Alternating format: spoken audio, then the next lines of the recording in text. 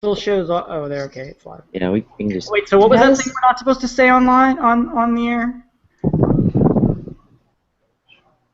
Telescope? Telescope. Yeah. No talking about telescopes. See, Can people are Is that a gonna. Periscope competitor? Yeah, it's like Meerkat. It's like Meerkat. I got Telescope. into this conversation with somebody at work the other day where somebody was like, we were talking about Periscope and Meerkat, and they're like, Periscope's putting Meerkat out of business, and I was like, I straight up don't care. I don't care. Like, I just don't care. Can people see this right now? Oh yeah. Yeah. Be scared. Be very scared. Cold. I'm by the door. All right. You want to move where you are? I don't know. I was on the couch and I was moving around. How acceptable would it be for me to eat a banana right now during the pre-show banner? I think like, I'm just eating food during the podcast. Yeah, just don't do it during the part that I, actually edit. Yeah. I have this mark on my forehead from my bicycle helmet. Oh yeah, yeah.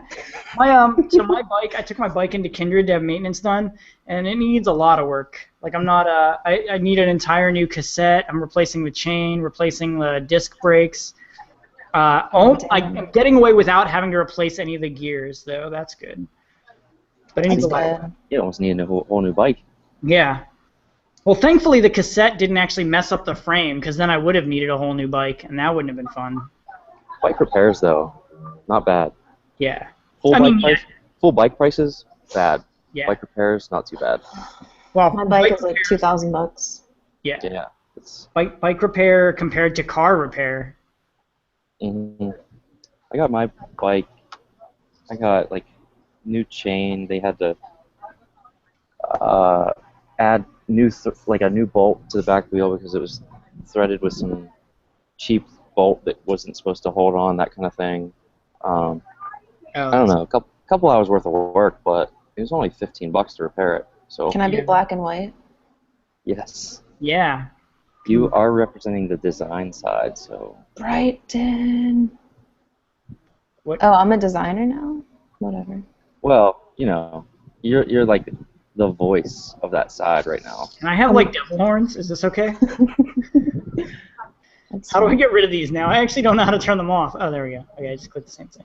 Or maybe I could just be a dog. And I could just do my best Scooby-Doo version. It blends into your face really well, and it looks like you kind of have actual dog makeup on. That's pretty cool. The entire podcast is going to be us playing with Google Effects. You can make sound effects.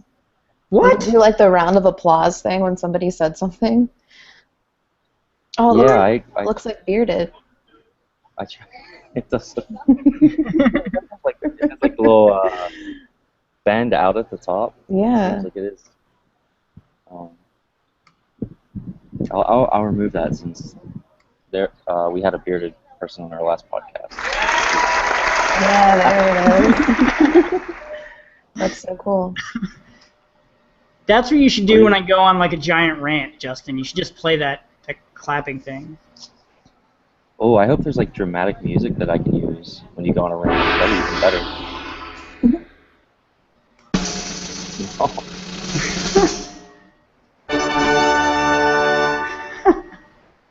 Which one is this?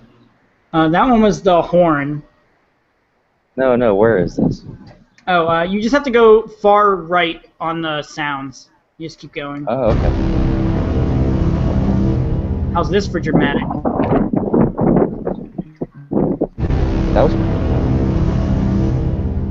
Yeah, every time you get to a point, we'll just say, we'll just do that. Yeah. Did you guys tweet about this? Yeah, I put out a link that we're going live soon. And there might be one scheduled for later that we are live.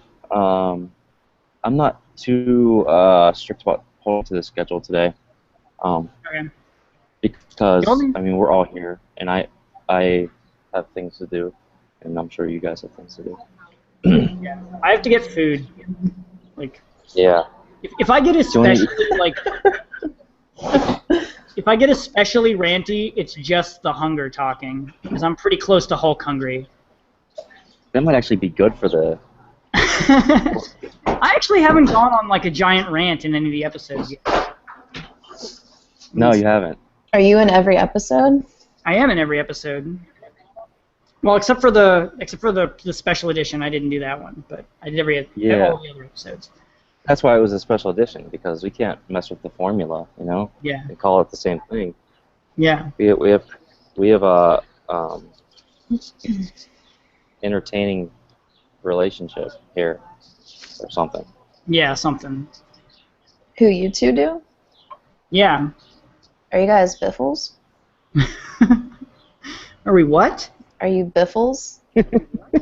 Best friends for life? Yeah. Yeah, that's all. Yeah, we are. We're biffles. I've never heard it actually pronounced as a word. I don't think I've ever actually heard it abbreviated either. Biffs. Biffs. BFFs. We just talk about cool stuff on the internet, and occasionally some people listen. Yeah. How many people do you get looking at the podcast? Live, like none. 9. Live will probably have like 9 is a good show. I think the special edition one had like 12 at one point live. I'm gonna actually grab my headphones. Yeah, it'll tell us down the bottom. I mean, I don't think anyone will be watching live tonight because everyone's at the Code and Supply event, of course. Right? Oh, okay. There's an event. Is it a talk or something? Yeah, it's a talk on empathy by Franklin Chen, and then another talk about teaching by Zach Nance. Because he went from a pure developer to teaching people how to develop. Nice, that's. Giving a talk on it. I think Colin's gonna try to record it, so. Sweet. That'll be on the YouTube sometime. The one with Fallon was cool. Yeah, I wish I could have gone to that. I'm so mad. If I messed up your intros, I'm sorry. Like, there were too many things to talk about. That's all right. Like, we have a Slack channel, we have YouTube, we have Twitter, we have Facebook, we also have an Instagram, we have podcasts, we have many meetups. Thank you to these people. I'm like, oh my gosh, this is too much. I'm going to make a condensed version of that sometime. So what the Vergecast does is they have their like social media person, and then they limit him to 3 pitches per podcast. So he's only allowed to pitch 3 of their things. So he has to pick 3 of all of the things that they do to pitch. So they do a weekly? What? Are they weekly? They do a weekly. So they'll do things like the 3 that he'll pick is like follow us on YouTube, follow us on Snapchat, and check out our new podcast or something like that, right? I'm gonna actually write my 3 right now. Okay. At the end of the show. Sweet.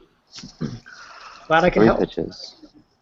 We'll do YouTube, newsletter. Is it too soon to make a pitchman joke?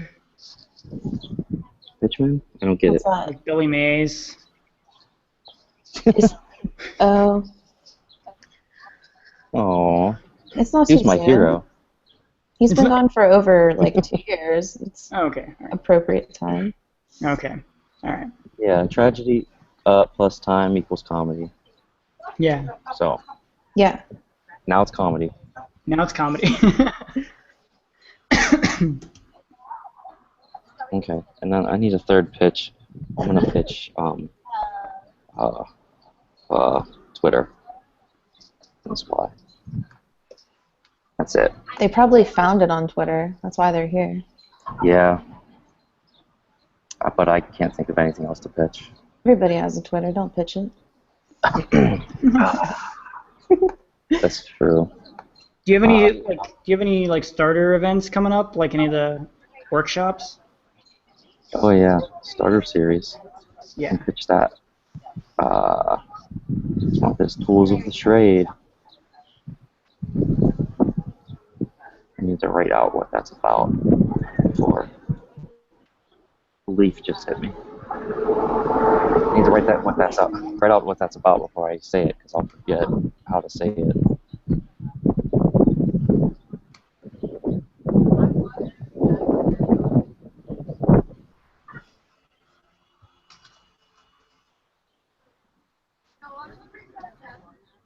Happy hump day. Woo! Yep. My friend's at work right now, and we're going to Coachella tomorrow, so he has the longest hump day ever. What time is it there?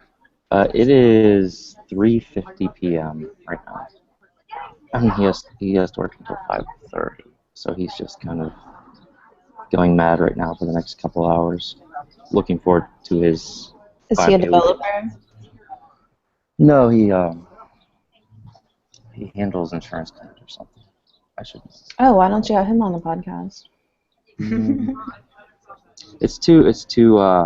Too niche. The developer. You just pissed off a lot of insurance workers. No. The developer insurance claim adjuster is a very niche market. Like that intersection, I think it's probably about 200 people. Want a shovel? Is it niche or niche? Hey, it's niche, but I'm used to niche.com announcing it niche. Every time I see them around. Do we have an intro? Do we have any? I actually haven't checked the Google Doc. Do we have anything? No, I'm just frame myself to the left like this. I'm just gonna wing it. Good framing. I'm framing myself to the I'm just gonna frame myself so that I'm like all the way back here. Can you guys still hear me? Actually, yeah, it doesn't sound too bad. You Should I have the outside door looking? Yeah, absolutely. Yeah. We can. Oh, it's still daylight there. Yeah, it's 6:52. It's not dark till it's like 7. Oh, okay. So we got 8 minutes and then the sun just disappears. Pretty much. You say bye, Felicia, to the sun. Oh, wow. Actually, I heard bye, Felicia, for the first time 2 days ago, and I was convinced it's not a thing. It is a thing. And now you've proven it's a thing. It's totally a thing. What is bye, pretty much Felicia? all of my coworkers are named Felicia now. Have you ever seen the movie Friday? With Ice Cube time and ago. Who else? A really long time ago. So there's a scene where there's this girl, and she just like, I don't know, she's like a bum, and she wants to borrow the one guy's car, and he's just like, no. And then she asks the other guy, and he's just like, bye, Felicia, because he wants her to leave. And then somebody just brought this phrase back, and it's a 90s film, like early 90s, and now like everyone's saying it. Well, I'm saying it way too much, but like people on the internet are saying it all the time. Can we rename the title of this episode from what is it, Designers Developers Destiny to just Bye Felicia? Yes. We're definitely ending the show with bye, Felicia. Okay. Bye, Felicia. Hasta la vista, Felicia. But you can look it up on YouTube. If you just type in bye, Felicia, you can see like a 10-second clip, and you'll understand. I think it came back on Vine. That's why it says 10-second clip. Yeah.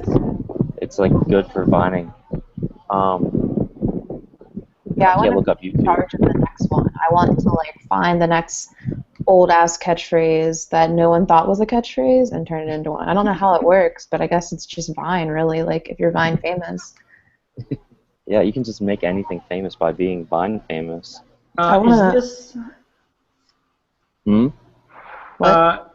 Is this clip okay to play on the air? Yeah, it's not vulgar. All right, sweet. Are you finding it? Yeah. No.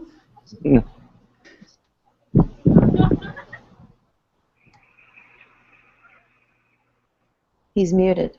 Uh-oh. I think he's going to use the app anyway. Just stare at him.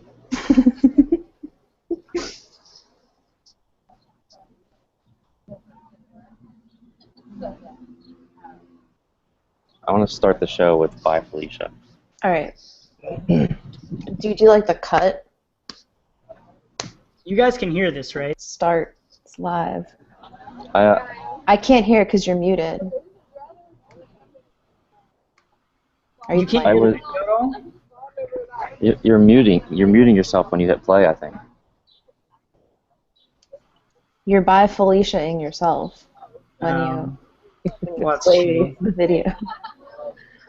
But you guys couldn't hear the audio for the video at all? Like, could you see it? No. How I does the was YouTube just- app work on I this could thing, then? see the reflection in your eyeballs. Oh, I That was was enough. watching it Yeah, that was enough through for your me too. pupils.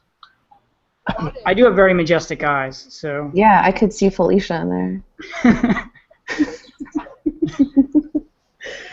All right, should we get started? Yeah, I guess we'll just get started without Bye Felicia because, well, you did a poor job, Alex. I mean, I could try again. I have it up, and I can, like, press play, but I don't know how to, like, make it be... That's I don't know how alright. to play it so that you guys can see it. I wonder if you can do it on broadcast hangouts anyway. Oh, that might be it. It says it affects... Like, when I press play, it says play the current video. This affects everyone. Oh, So do you it.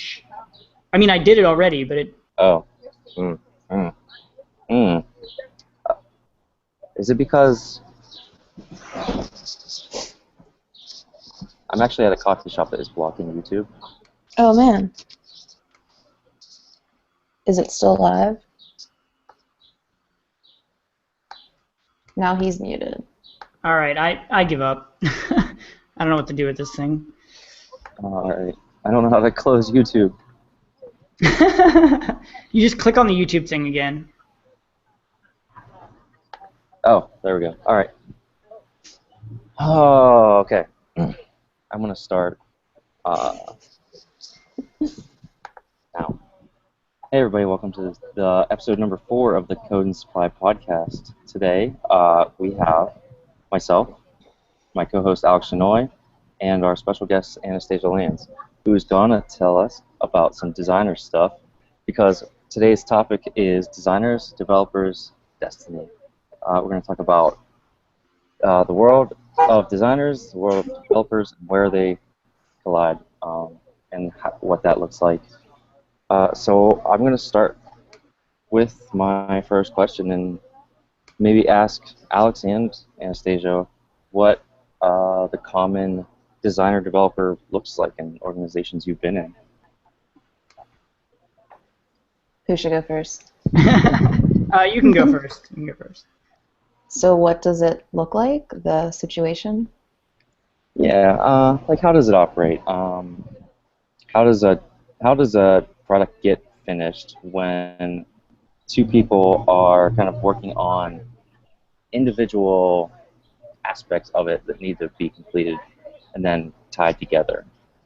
So right now, so far, I've seen the designer comes up with a design in a PSD, hands it off to the developer, and it's a desktop size, and then the developer codes it up if it's responsive, makes up what it's supposed to look like for mobile, and then kind of shares it back with the designer, like, hey, can you check this out? Are the typefaces okay? Is the letter spacing all right? Is the padding good? And then maybe add some issues in GitHub, and then you fix those up. That's kind of how I've seen it done. And that's kind of what I see too, is a lot of handing off of image files. I've been lucky in some situations to work with people that are design oriented who will code up the HTML and CSS, and then I'm a Rails developer, so I just kind of tie in the dynamic aspects of it. But you know, I think that throwing it over the wall is pretty common right now. Yeah. I just like that phrase. Throwing it over the wall? Yeah, it's great. Yeah. I've seen it both ways, actually. Like, I've seen it where things get thrown over the wall and it's kind of like a separation of responsibilities, and I've also seen it where, you know, designers are working with the developers at the same time, like even so far as like at the same computer watching, and like, and saying like, no, this needs to move to the left, this needs to move to the right, like it doesn't have the feel that we want. So I've seen kind of both, and I would say that from what I've seen and from what I've been a part of, it tends to work a little bit better when the designer is available to like look at things while you're coding it up, and then and is able to like stand there and like you make a change, like, hey, how does this look? And there really isn't this whole wall separating you, right? So that's like my 2 cents, is that it's kind of better to have the designer be involved in the development process early on, for sure, like, but from the mock-up stage and the PSD stage to the HTML stage in the case of web development. Yeah, and I wonder how extreme that, or how extreme that gets, that throwing it over the wall situation gets, where are there situations where the developer never talks to the designer at all? I don't know if that's common. Luckily, I don't think I've ever worked on a design that I didn't have access to the original person that came up with it in some way. I've had limited access. I've had less than ideal cooperation, but some access for sure. Yeah. I think it helps the overall relationship too, right? Like when you have the developer there, or when you have the developer and the designer like together, and you're working on something together, like I feel like that helps the relationship. When you have this wall, at least it's been my experience that the wall means that you're treating it like 2 completely separate teams, and so there's a tendency to have like an us and them mentality, and then so like the designer's like, well, this isn't really what I want, and then you're like, oh, those effing designers. And they keep changing this thing, and like we can't do that. It's too difficult. But when you have the designer and the developer together at a station, and they ask you to make a change, and you make it, like there's sort of like a shared, there's like a shared responsibility for what you're doing, and it becomes like it just I find that it makes the relationship easier to work with. Yeah, I like sometimes, or just recently,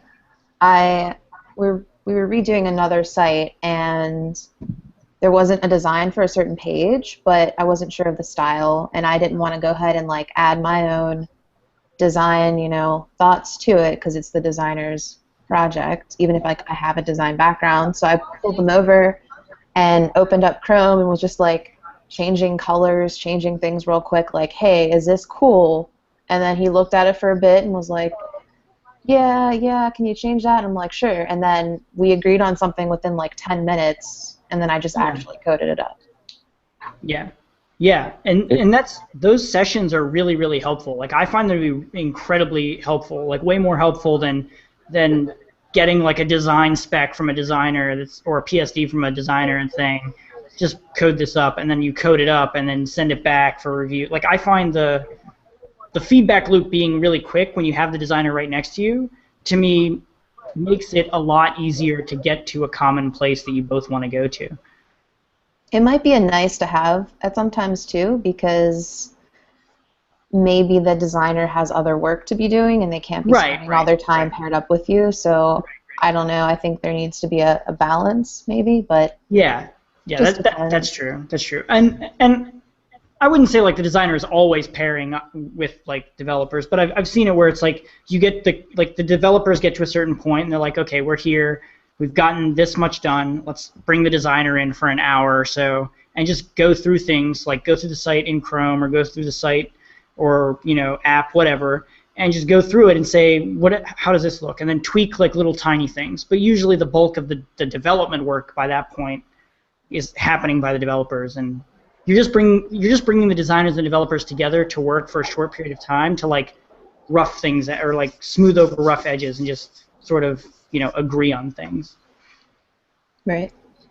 And Anastasia made me think of this a little when she said she was like changing colors, from a design because she has the background. It's always interesting to me when something isn't accounted for in design and you kind of need to account for it yourself as a developer, with like even if you have the access to the designer, how have you handled that in the past? Do you make something that looks bad? Do you make something that you think is going to look good and hope they like it? And Definitely then don't it's make done? anything bad, but because I went to school for design, so yeah, I can make it look decent even though I don't practice that 8 hours a day at work. And sometimes it's like the designer's busy and it's not a big project. We're not spending a lot of time on it. I have some kind of like free reign to maybe make up those design decisions because I can and I can do it easier than asking somebody else or like waiting for them to respond to an email or like see something in GitHub. Like the communication kind of lacks sometimes where I'm like, I could just do this myself in 10 minutes and that's easy. Yeah, I take that responsibility on myself a lot, and it's always something like really dumb. Like you didn't add a button to delete this thing. You can add it, but you didn't add a button to delete it or something like that. It's like, okay, well, I know how to put an X icon there to delete it, and that's probably going to be make the designer happy. They're going to Right. be fine with it. Um, Yeah, there could be like user flow things that weren't thought of. Like, here's your design, but what happens when you click on this thing? And maybe like there isn't an interactive wireframe or mock-up. So you kind of have to guess at that stuff too, I think. Depending on where you work. I mean, you could have like everyone there that has their role, but sometimes there's overlapping with like a designer kind of doing like user experience stuff. and I have never gotten an interactive wireframe. I usually get. Have you seen InVision stuff? Like at work we have InVision and it's just like gray boxes and the guy brings up like when you click on this thing slides over and it's just That's like bare really cool. bones. It's what we did with our I've newer site, which is cool. I've mostly seen PDFs of like one page, and then it's like, okay, make this page look like this, or PDF of like a top level page and make every page look like this, Yeah. not accounting for the content that's in them. Yeah. Yeah, I wish that I could get that a little more often. Later, I have slated a question. What can developers do to make the relationship better and make work go more smoothly? And I also have that same question for designers. And like, what can designers do to make the whole process a little better? And I certainly think that smart mock-ups like that would be incredibly huge, but I feel like I'm almost living in a dream world where I would expect that kind of thing. Yeah, I think as far as where I'm at now, it would be cool if designers knew just some basic HTML, CSS to give me all like the header styles or the paragraph or like a quote or certain elements, like just dead simple, easy stuff that would make the website consistent, because sometimes you might get a PSD with like an H1 that's bigger than the H1 on the other page and you're wondering, or I'm wondering, like, are these supposed to be different? Did they mess up? Like, what's the actual size? Things like that could be like a beginner starter point, like give me all the basic elements and style them for me.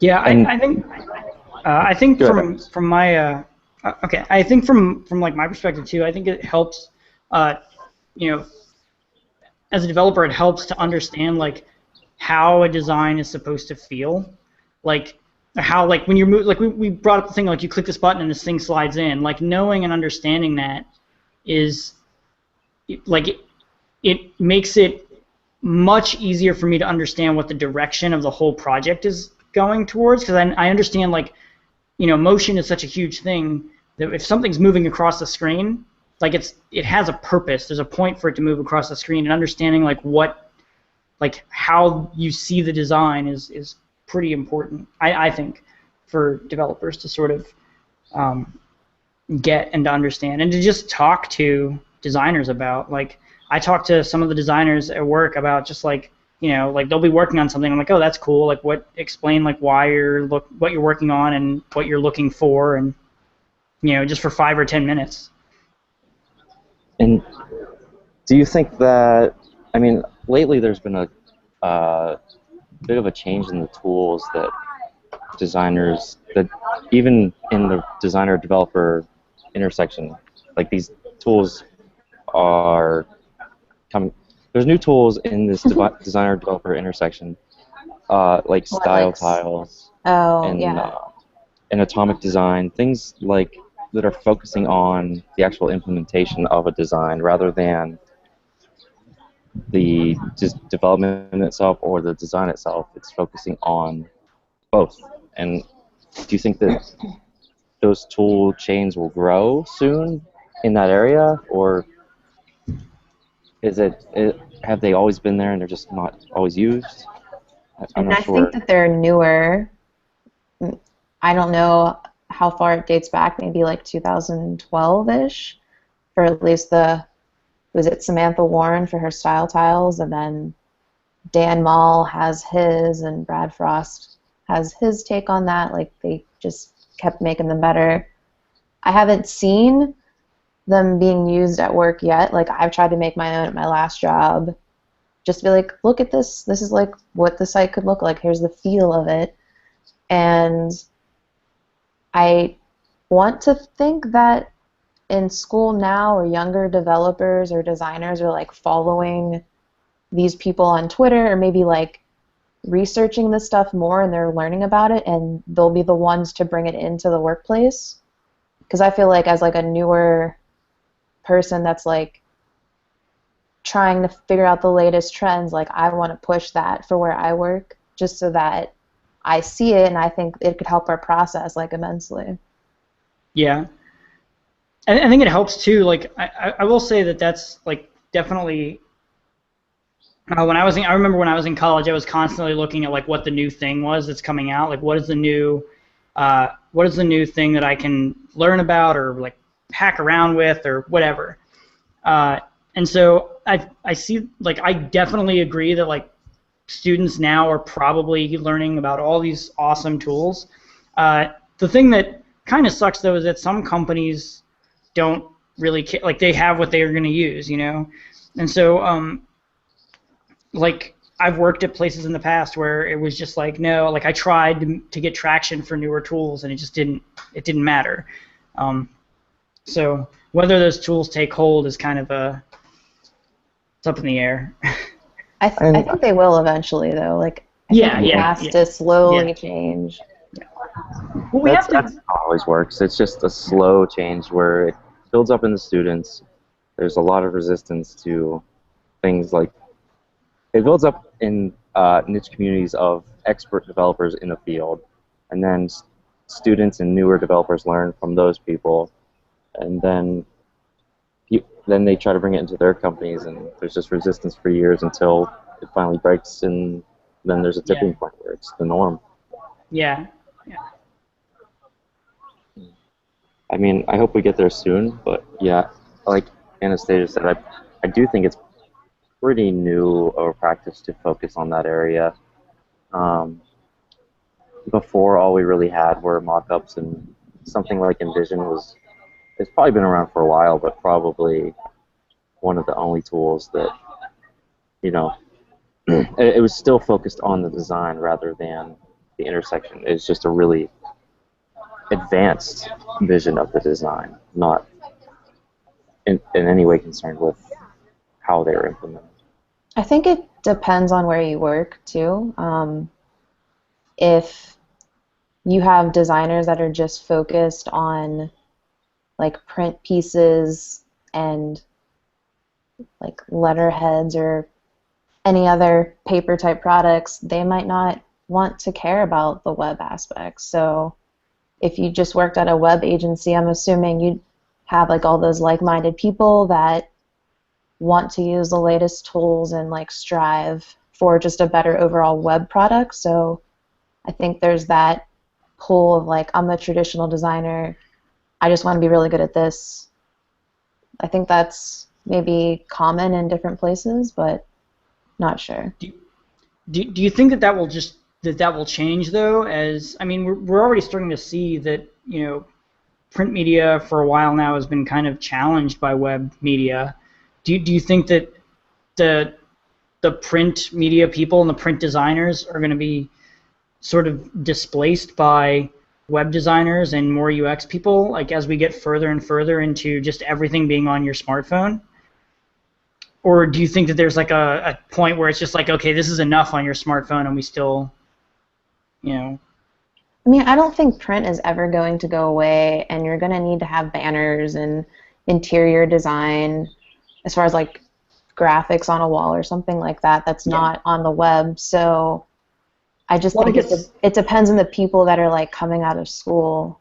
Yeah. If those programs are kind of showing them both, because your job could later intersect with some technology. Yeah. So I guess what I was saying is, do you think that it's possible for like a business to exist in a vacuum that is consumed entirely by print media and not and completely not focused on web and app side stuff? Like, do you think that that's a thing that probably not, because okay. I mean, at least where I work, like we do branding and they have a logo, but then they also need a website for their web presence, and maybe they want an app. So we do a lot of integrated branding, and all of that stuff ties in. So you need print and web work as well. So you said you went to school for design, and now you're a developer. What is education like in terms of web development in the design world? Because I mean, there's certainly focuses on design for the web, right? But how does that look in the design school? So I went to Robert Morris in Moon Township, and I went for web design specifically, but I had a graphic design degree and then I transferred.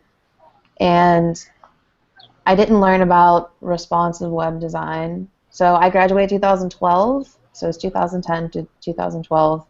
We learned some basic HTML and CSS. We learned how to just make up some website designs. I feel like at some schools people are getting better education, but I know right now at my college, like, they kind of took out the web and added some game design to it. I'm not sure why, but for me, I knew that, like, if I taught myself, I would be better off, I guess. Like, yeah, I can design a website, but I want to be able to build it too. Like, if I'm just focusing on the web. But I mean, I was learning Flash still. So Wow. everyone hates on Flash, but yeah, like I haven't used it yet. Maybe I could start using it again. I'll bring it back. I think, well, also too, it's like there's like UX and UI programs, or like human-centered interaction, where you get coding and you get that design. Yeah. So you definitely feel like there is a benefit to having, for you personally, knowing both sides of it. Like, for you understanding, you know, the HTML and the markup and the CSS and all that stuff, in addition to understanding like what you understand from your graphic design and your web design and stuff. Yeah, because I'm probably the only person at work that cares about fonts. Oh man. So when the designer's like, oh, she did a good job making sure like those are the right fonts and that, you know, it looked well, and I'm like, yeah, I got your letter spacing right. Like, yeah. I paid attention to those little details that matter so much to them. So I guess that's good. Yeah. It's funny because it's funny that you mentioned fonts specifically, because I remember when I was like working on themes and stuff for my website, like I spent probably about 4 hours going through like a font website, trying to pick the right font for the like titles of things, because I was just like, no, the Q on that one looks funny. Yeah, fonts are fun. You could spend forever on them. So that's a great segue into the next question. What can developers do better? So you know about what things to care about when you're coding up a design. What what kind of things do developers not pay attention to that might make a designer happy whenever they see the finalized design on the web? Um, Padding or relationship to different objects, like the spatial relationship. Like the button might be over to the right, but is it as far or as close as it needs to be to the other element on the page? I mean, I'm sure that's been the problem for centuries, because that's how long web design has been around.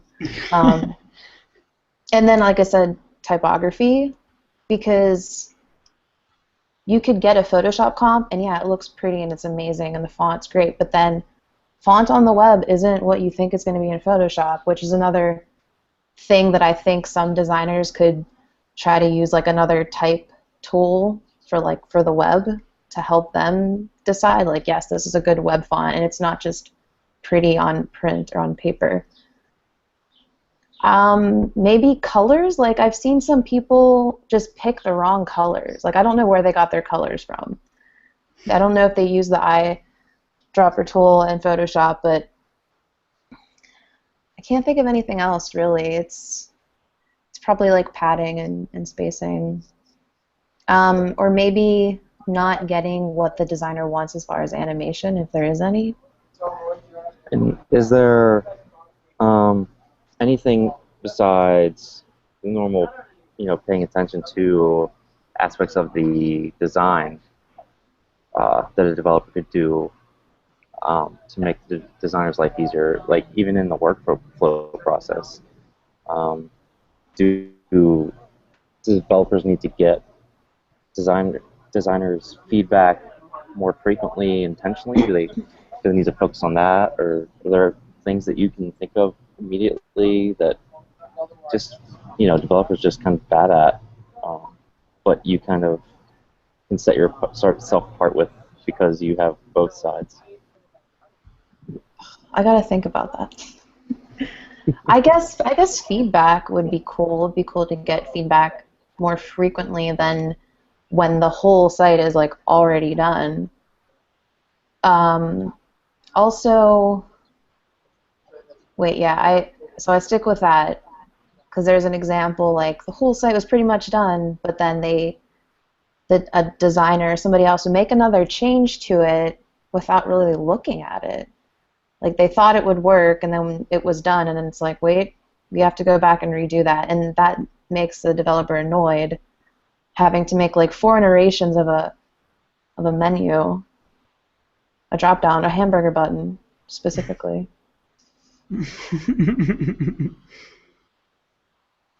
Yeah, I've certainly gotten bit by that almost done, and then a change type thing many times, and I don't know if that's part of just throwing it over the wall and hoping for the best, or something else that breaks down between developers and designers.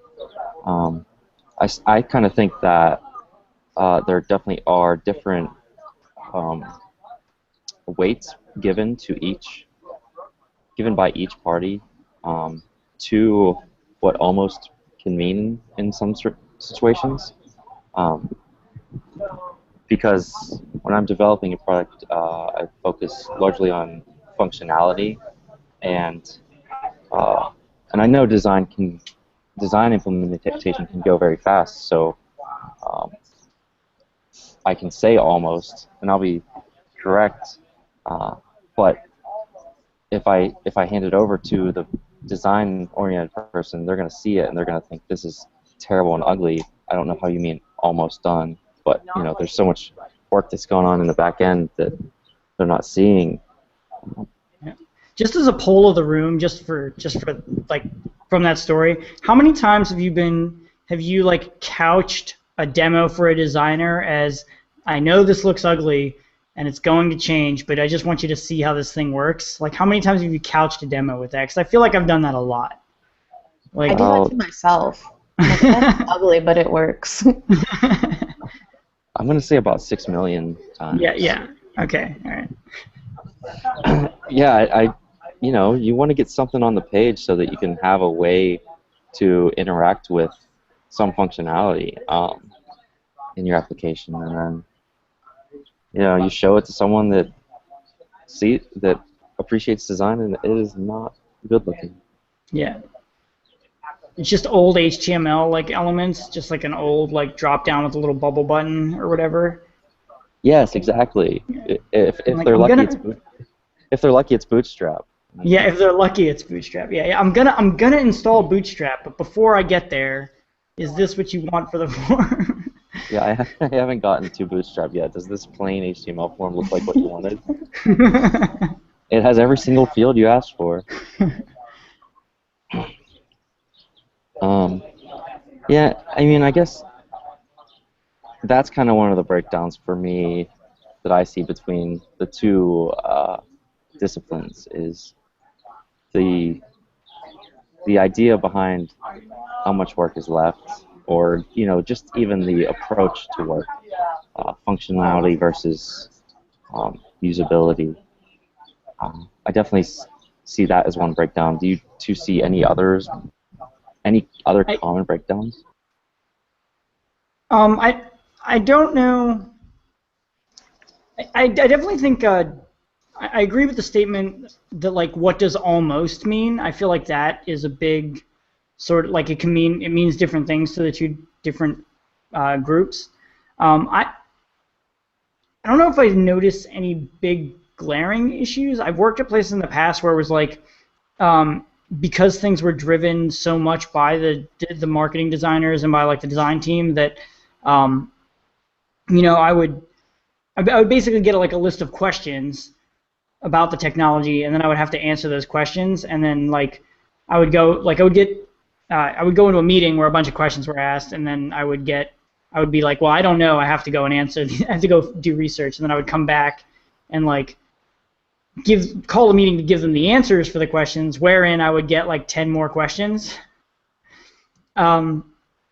which was expected, but I just think that there's like I think there's a lot to be gained by each party understanding a little bit, just like a tiny bit about the other party's job, right? Like just understanding what it's like to be a designer, or understanding what the designer's focusing on and what they care about.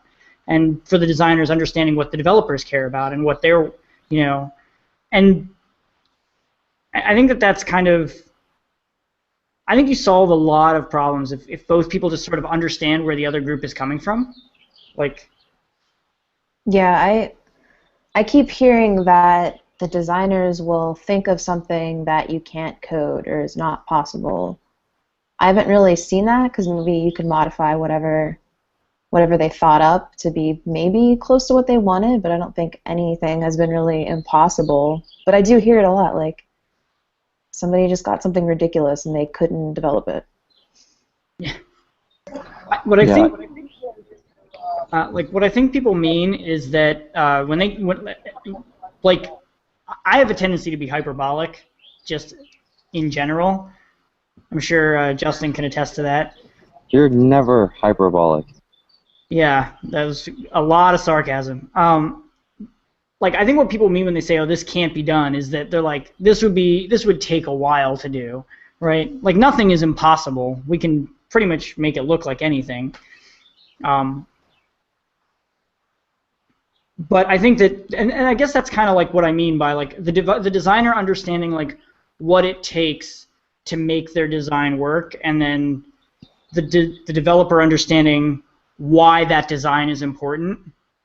Like understanding each side understanding the other side makes the relationship easier. Right. I see blogs about it everywhere. Should a designer know how to code, or should they not? I probably read 4 or 5 of them. Yeah. Well, I don't know. I think maybe just a little bit. Not all.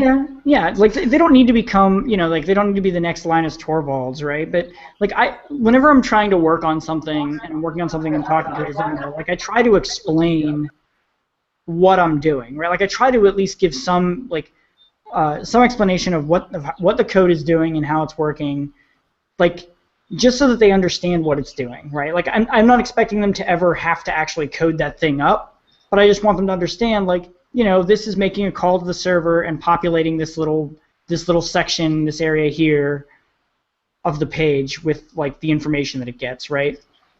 And I feel like that is beneficial just in like getting a conversation started, or having a conversation between the two groups. One of my coworkers sent me this thing that was really cool. It's called Framer.js, and if you use Sketch, you can like do some prototyping with code to make cool animations. Really? And she was like, I really want to try this out, but the code kind of threw her off because it seems like it's too hard to figure out. But I know more and more designers are using Sketch, and it seems like a cool way to get your point across. I mean, I would love to try it out. But it's like, if it's high fidelity prototypes, and you can show it on different devices.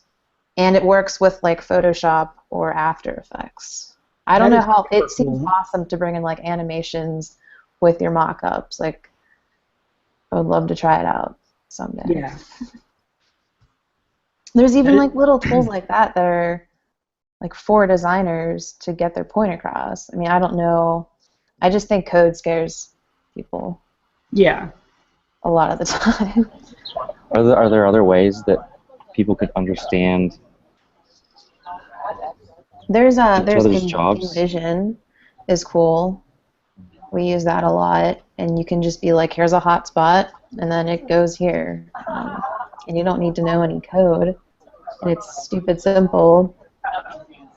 But I mean, even when instead of learning to code, is there things that people could be doing to understand developers or designers, on the other side?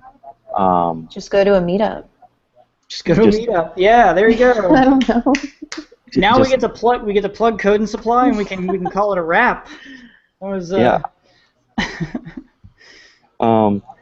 Yeah, I mean, I think going out and meeting people that are doing these things is definitely useful. Understanding, it helps you understand what they do and what their pain points are, more than just guessing or just assuming there are no pain points. And I like also, I've seen pairing work across disciplines is an effective way to kind of teach people about each other's effort. Having a designer and a developer sit at the same computer and work on the same problem that has it has great benefits for teaching someone about what it takes to develop a design or implement something a designer come up with. I think it's willingness to want to do that stuff. Yeah. You have to be curious about it. You need to want to learn about some of that if you want to help out the whole process. If there's a problem, like that's how you have to solve it, I think. Yeah. And I think that it's not exactly set up for the other direction. Oh yeah, developers learning design. Yeah, designers can learn about developers because they have to take a design and implement it, so they can work with so the designer can work with the developer and kind of say, okay, this goes here and this goes here, and what are you doing? But it doesn't often make sense for the developer to go to the designer before the design is done. So I don't know what ways we could do that. I have like, so again, Justin, you can attest to this, that I like hate apps. Like they're just apps that I abhor because the designs are so terrible, and like they'll do something that I just completely do not understand, right? But I'll be like, this is really weird. As like a user of Spotify, it should work like this. Not to call Spotify out, but like I feel like everybody has those instances where they're using some program and or using some website and it does something that they don't expect, and like that one like 5 or 10 second thing of you not understanding it, that is like the greatest hint into what designers do, because I feel like designers are constantly fighting that feeling that you have right there, right? Like, so if you've used an app with a bad design, I feel like you already understand what designers are trying to do, at least. Like, they're trying to fix that problem. But you have no clue how to legitimately fix it, though, do you? Because no, I mean, you might have theories like, why is this button down here? This makes no sense. But you don't have the theory and practice to decide where it should be, you know? Right. And I don't see many opportunities. Besides, I mean, I agree with your message that we should take those pain points when we're using apps ourselves as hints at what designers are thinking. Maybe there's a book called Graphic Design for Non-Designers, and it's really short and sweet, and it's easy to read and understand, and it's like basic principles like unity and rhythm and emphasis. Like, if you want, like I said, like if you want to learn that stuff and get better at it, just to help the relationship, it's not like there aren't a million tools out there. Maybe it's not going to happen in your workplace. Like, your boss going to be like, hey, can you design this website? I know you're only a back-end developer. Like, that's never going to happen, I don't think, because everybody has what they're good at, but it doesn't mean you can't try to understand, just like a designer might need to try to understand what it takes to code something. Yeah. And I feel like you can go the other way with what I was saying too, right? Like, how many times, like like a good example is the first time that I used my phone to control Netflix on my PlayStation. Like, and that's more of like an interaction design thing, but the first time that I did that, I was like, this is the most amazing thing ever. And like, whoever came up with this idea and figured out how it should work is a genius, right? Like, so I feel like you can do both ways, right? Definitely. But the book was it was Graphic Design for Non-Designers. Yeah, I got it when I first started college. It's probably been updated since then, but it's tiny. I mean, it could fit in your Jenko jeans.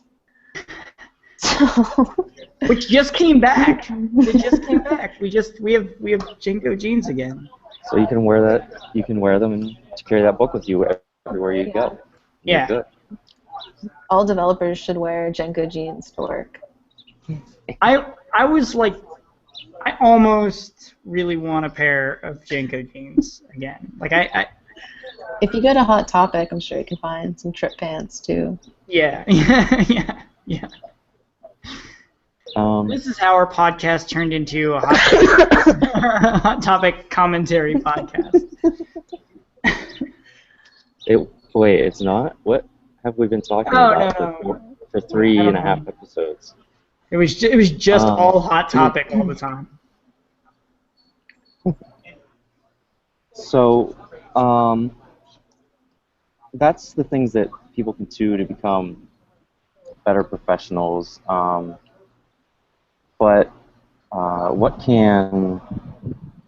So, Anastasia, you're involved with kind of efforts to improve the developer-designer community by getting them together because they're kind of disconnected professional communities.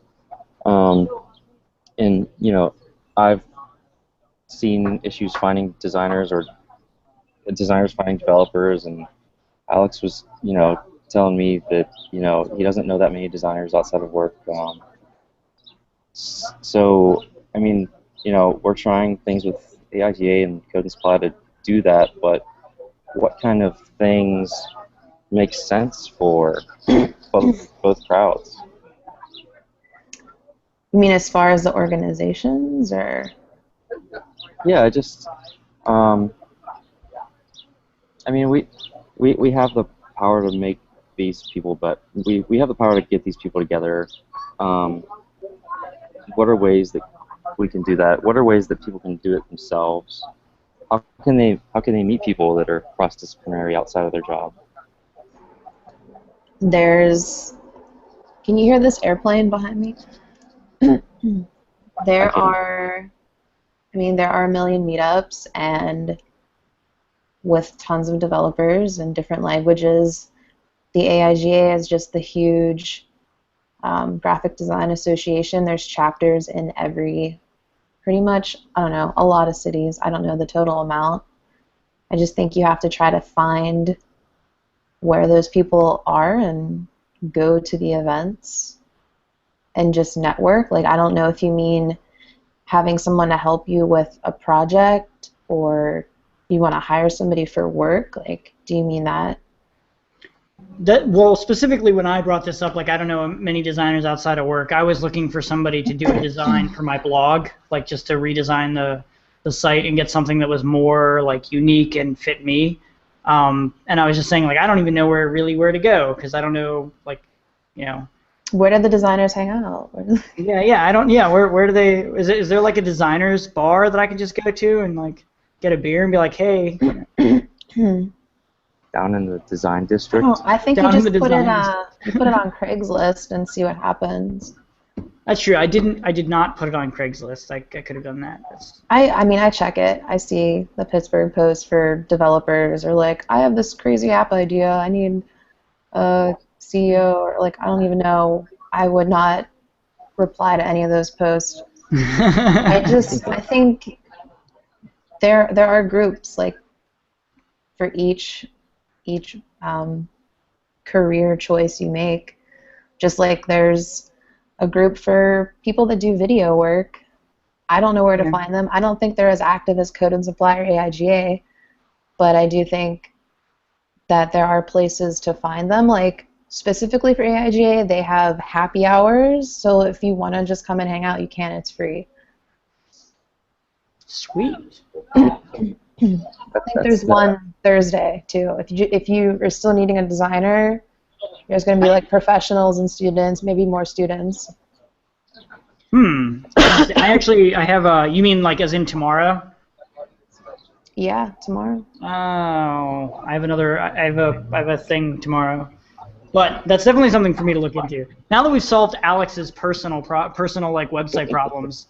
Well, yeah, so when I graduated, I didn't know that there were all these resources. Yeah, no, that's true. I can't even remember how I found them. I wish my teacher would tell me, but I remember I found like the John Mahood of ImageBox runs the web designer monthly meetup, and I went there, and they talked about all this stuff I didn't know about, and then I was able to like get a job out of that. So yeah, I mean, I found Pittsburgh Ruby on like a whim because somebody that followed somebody that I followed like tweeted something, and it like somehow ended up in my feed, and I was like, Pittsburgh Ruby, I like Ruby, and I clicked on this link, and it ended up being a build night. I think was the first event that I went to, and that was like how I even found out that this was a thing that happened. Yeah, I think maybe in the 90s it'd be really hard. You have to like look at your newspaper to find the web designer or the graphic designer meetup, but now you just have access to anything you really are interested in. Yeah. It's just a matter of like, do you care and do you want to find it? Yeah. And if you do care, you're gonna beat out the people that don't care every single time, because you'll be able to demonstrate like, you know, you'll be more valuable as whether you're a developer or a designer, you'll be more valuable. Definitely. Like, I was telling a girl that went to my college, like, here are all these meetups, like, you're interested in development, why don't you go check some of them out? Maybe you'll meet somebody, maybe you can find an internship or a job. Like, it's the best place to be, I think, if you have time for it outside of school. Yeah. And yeah, I think that... Go ahead. Oh, no, go ahead. Go ahead. Well, I think that it's really important, something that I haven't thought to do in the past is cross-pollinate intentionally and go to these design design group events just so you can not be intimidated by when you do need someone to design your blog or something, and just show Yeah. up that night and say, I need someone. Yeah, Yeah. you don't be like that weirdo in the corner and just like preying on people. Like, Yeah, it's spammy and you don't want to. you have to walk in there like you know about design and start talking about kerning, and then you can Okay. slip in that you need someone to help you out with your website. Maybe a good first step is buying and reading that book, and then You I'll. have to know the designer pickup lines. Yeah. Is Ask there them like a what your website? favorite typeface is. I should make it. I'm gonna do it Maybe after the it's- podcast. You're gonna make And the website. they're all about kerning and typefaces. Yeah. Yeah. Cool. Well, so we've gotten to all the questions that I had about this topic. Do you think that there's any like? I think maybe what I see in the, as a way to wrap up is that the best thing you can do is just meet people that are in different disciplines and do what they do. What do you guys think that, like, the moral of the story is here? No, I mean, I think that is the moral of the story. Like, the moral of the story is just be interested in, like, what other people are doing, especially people that you're working with. Like, you're working with somebody and they're contributing to a project that you're also contributing on. Be interested in what they're doing for the project, because, like, you're working on the same thing and towards the same goal. And, I agree. I think that for me and what has helped me, I don't know, figure out this whole career and get involved is I wanted to learn different stuff. I didn't give up in like what I wanted to do. I went to meetups, I met people, I purposely got involved in things even if I was like scared or nervous. Got some business cards made. Like, I guess I think meetups help me meet people I wouldn't have met. Like, I wouldn't know Justin, you know? Yeah. I wouldn't have totally agree with been that.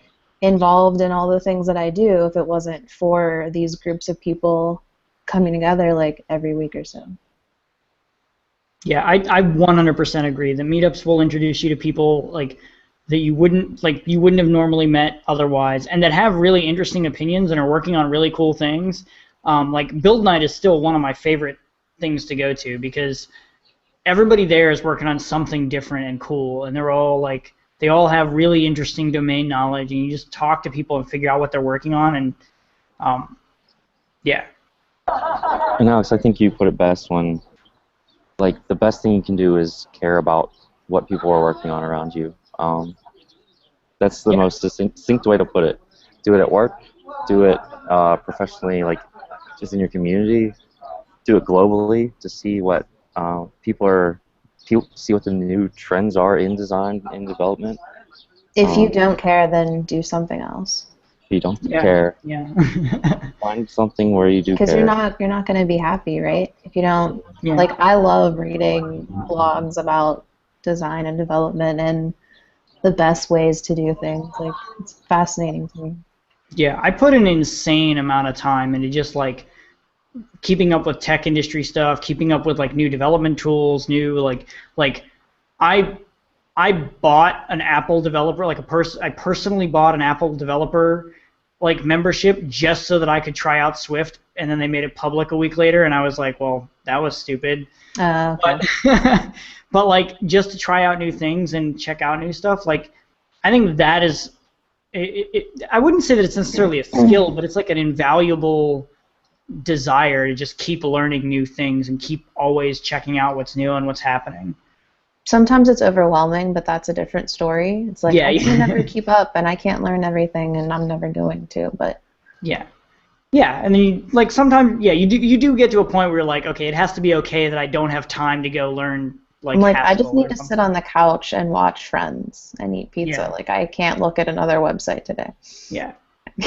I'm on Daredevil right now. That's my. I need to lay on the couch and watch something. Right. But don't give up, kids. That's the Yeah. Yeah. message. That is absolutely. Even if you're This overwhelmed is and like want to watch Sesame pizza, Street. Yeah. just Can we just get? just do it the next time. We need an episode where it's just like puppet versions of everybody. I am absolutely all for that. All right. Well, I'm gonna let you guys maybe give yourselves an outro. Say who you. I forgot to do intros, so just say you know where you are on Twitter and how people can get in contact with you if they want to. Alex, why don't you go first? All right. I'm Alex Shenoy on Twitter. And I am alexshenoy.com, where I just posted an awesome blog post about why chat is the killer app, so you should check that out. Now my shameless plug is over. I'm good. Anastasia, what's your shameless plug? I don't have one. I don't know. Twitter handle. Start with the Twitter handle. Twitter handle is Anastasia Lanz. Instagram's Anastasia Lanz. I just use my real name everywhere. I do too. It's a solid move. Go to the AIG happy hour tomorrow. That's my plug. There we Nice. go. I forget where it's at. And since we had a few viewers today, but since this is recorded, I'll do it. The AIGA solid and tweet from Code and Supply and tell them also to go, since I will not have this posted to YouTube for a little bit, or posted to iTunes for a little bit. And I guess I am the only one that doesn't use just my real name on Twitter, because I am Justin X Reese. Ooh. Yeah. Are you straight edge? Did you used to be straight edge? No, it's just to add some mystery in there. Justin X Reese on Twitter. Wrote some Code and Supply stuff. If you're listening to this on iTunes or Stitcher, you can check out our YouTube channel, where you'll find this podcast and a bunch of event recordings. Or if you're listening to us on YouTube, you can check us out on iTunes or Stitcher and subscribe. Otherwise, go to codeandsupply.co, sign up to our newsletter, and find out what we're all about. That's all I've got. So, bye, Felicia. Bye, Felicia.